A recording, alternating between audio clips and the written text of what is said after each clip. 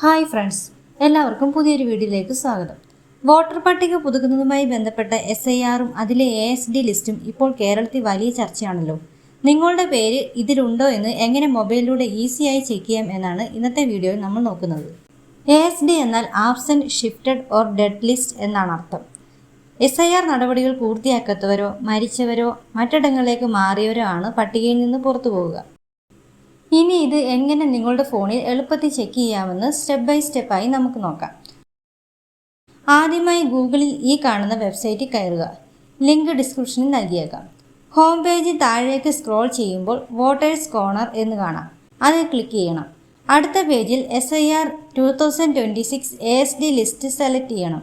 തുറന്നു വരുന്ന പേജിൽ നിങ്ങളുടെ ജില്ല തിരഞ്ഞെടുക്കുക.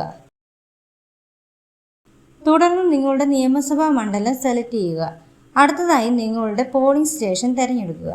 ശേഷം താഴെയുള്ള ഡൗൺലോഡ് ASD എന്ന ബട്ടണിൽ ക്ലിക്ക് ചെയ്യുക.